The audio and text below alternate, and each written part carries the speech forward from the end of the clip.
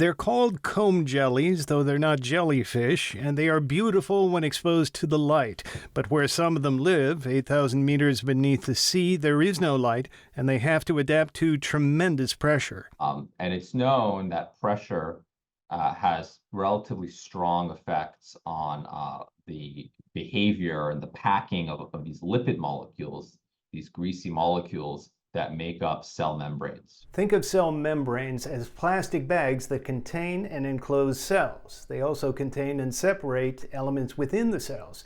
This graphic image shows how lipids are assembled to form a cell membrane. This animation shows them in action. What you can't really see here is lipids have different molecular shapes and they change under pressure, according to Itai Budin. So what I mean by that is some lipids, they look like this Diet Coke can.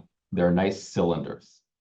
And so as you can imagine, those cylinders, when you have many of them, I drink a lot of Diet Coke, they pack together into a flat membrane. He says comb jellies also have lipids that are triangular, like traffic cones. But what if they're under pressure in the deep sea? So what pressure does is it will actually compress those chains so that they bunch up next to each other. And so if you have a lipid that looks like a traffic cone at high pressure, it'll look like a Coke can.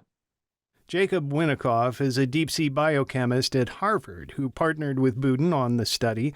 He points out lipids that make up cell membranes can't all be Coke cans. For certain things to pass in and out of them, you need some lipids that look like traffic cones, or, if you play badminton, a shuttlecock. What we see in the deep sea,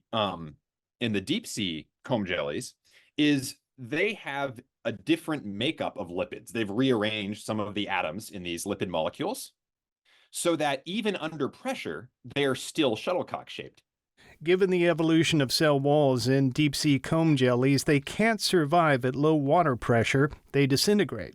But their odd-shaped lipids are not just found at the bottom of the sea.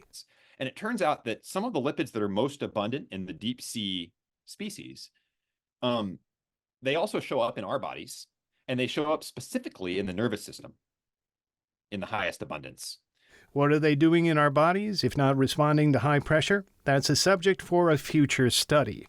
Thomas Fudge, KPBS News.